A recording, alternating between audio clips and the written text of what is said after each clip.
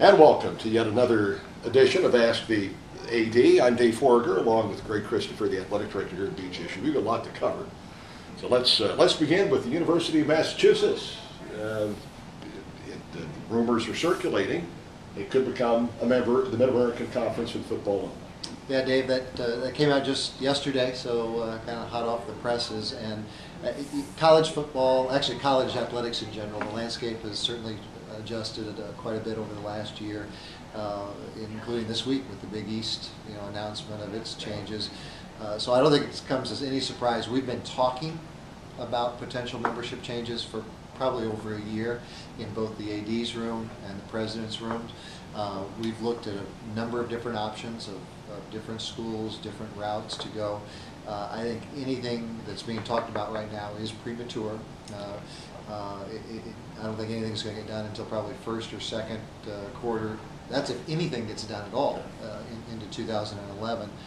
UMass has been discussed as a potential football-only member, similar to the arrangement we've got with Temple, with some sort of basketball scheduling that would go with it. But to say it's going to happen is speculation, and again, it's certainly premature based on the conversations we've heard. Ultimately, all of this flows through John Steinbrecher, the commissioner. So, it's interesting that it's out there in public now, and obviously what spin comes with that. But it's a little early to be worried about whether or not they're going to be in. And then some people have already started saying, "Are we going to move to the West Division?" And too early. Way too early to have those conversations. Well, let me ask you this though, as a follow-up: is it if it becomes a reality, is that a good thing for the conference? I think it is.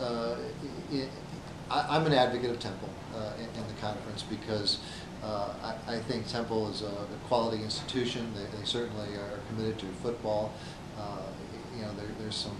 There are some disadvantages to having them in there, but I think UMass would bring some of those same things, to the conference. But there are a lot of other potential members out there as well.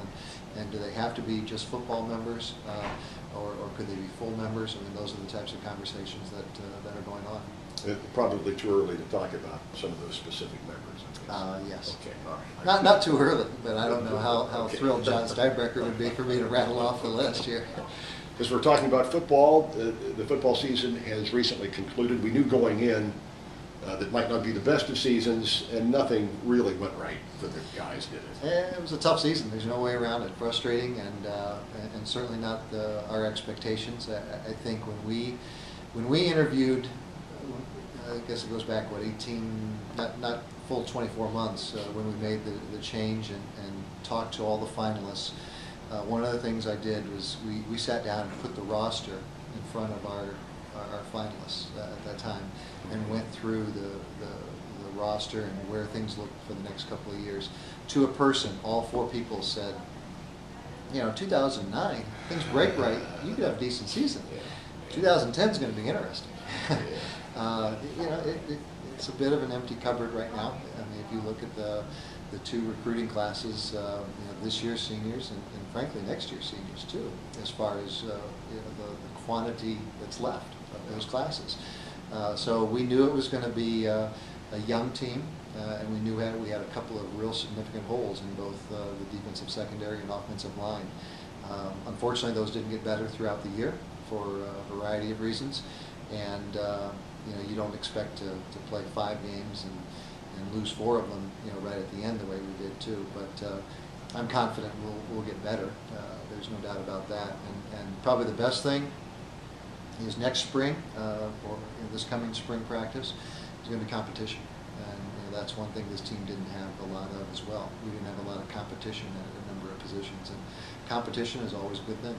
Dave Clausen handled the situation beautifully, had some tough decisions to make, and seemed to do what he perceived to be as the right thing to do, the right things to do. No, yeah, I mean, we could have taken the red shirts off a lot of guys and put them out there, and maybe you win 1 or 2 more games.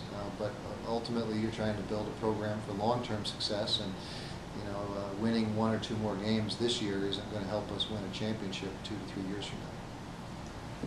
Stroh Center. Mm-hmm. I had a chance to go through. I love Anderson Arena, but I'm really anxious to get this new thing Anderson going. Arena is my favorite place on campus. Yeah, well, period. Yeah, I bet. Talk, if you would, about the progress of that. And things are up, and they look great on the outside, and they're looking better on the inside. Yeah, it's a good way to put it. It's watertight, which on a day when we get snow for the first time, there's a reason you try to get that done so they can work through the winter. They do have a long way to go. I was just in there 2 days ago, and they've got a long way to go on the inside, but it is coming along, and so it's on time, under budget. We're working on programming now, actually, both our own schedules, but then also outside event schedules, and I think we'll have kind of a first concert to announce probably sometime after the holidays, and start putting events in there. The Falcon's up. I think people have enjoyed that, especially that video that was really well done in putting together the arrival of the Falcon statue. We've got some other outside events we've talked about. We're putting in bids for high school playoffs, both the basketballs, but even some other sports that we haven't hosted before.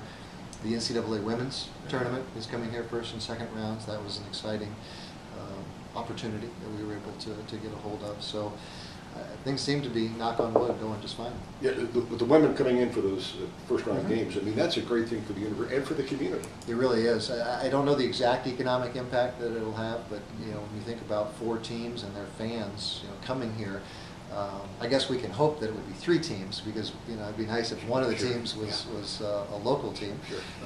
But ultimately, again, it'll be a great opportunity, as you said, for the community and the university. Your thoughts on the winter sports to this point? As far as hockey and basketball, they're not often the best of starts, but there appears to be some promise with both of those. I think all 3 of the high visibility sports are off to their kind of distinctive starts in their own right. Women's basketball just continues to reload. If it wasn't for the hiccup against Evansville, they'd be a top 25 team. The Little Rock win is going to be a win that'll be noticed in March, and tonight's game against Vanderbilt is critical. I say this often, but I just hope people don't take what Kurt does and his staff for granted, because it really is a remarkable run that program's on. The men, similar to football, it's frustrating. It's not what they expected. I don't think Lewis and his staff expected this year to be a year that they would perhaps compete for that championship. They look at next year's team perhaps being loaded for that a little bit, and they're trying to redshirt a couple of guys as well. But you also didn't expect to be 1-6. I think men's basketball, though, it's a chemistry experiment going on right now. Everybody involved back in August, and if you talk to other people around the conference, thought this was a team that would definitely be better athletically and better talent-wise than last year. But the next sentence was always, let's see how so many new faces perform on the court together. And the defense has been decent to good, but offensively they're just not gelling right now. So it'll be interesting to see how that mixes. And with hockey, this year is so much about culture and getting it the right way. I know Chris and his staff are not terribly concerned about who we play week to week. It's more about what's our team doing on the ice, and because of that, you see inconsistency, but you also see a tremendous effort, and I think they're making some positive steps as well. As the athletic director, are you in constant contact with coaches during the course of the season, especially when things aren't going well? Constant is probably not the right word. Regular, yes. And I don't want to say that I talk to all 18 of our head coaches, often, but especially, again, what I would say the high visibility sports. I try to touch base with those coaches on a regular basis. Both for just updates and what's going on in the program, and to offer feedback from time to time as well. But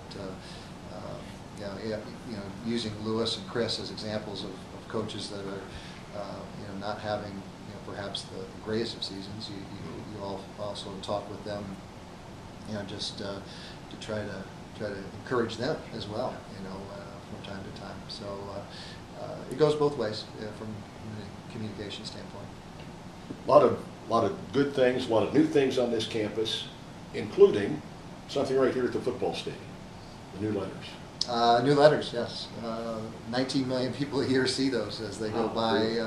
That's what ODOT tells us, at least, how many people go by this exit. But that was university bureaucracy at its best. We approved that project in March, and it took until last week to get it done. A lot of chefs in the kitchen for that project, but it did get done. We've been saving our nickels for 2 years on that, and the old letters were just, we were spending as much time and money fixing them as they were on, and they certainly were outdated, and just trying to get a little more consistent with the look and the branding in the university. And so new letters, the right font, the right logo, all that kind of stuff. That way you can know where you are as you pass the exit. Have we got it all covered for this edition? I think so. We'll see you next month. All right. Thanks, Dave.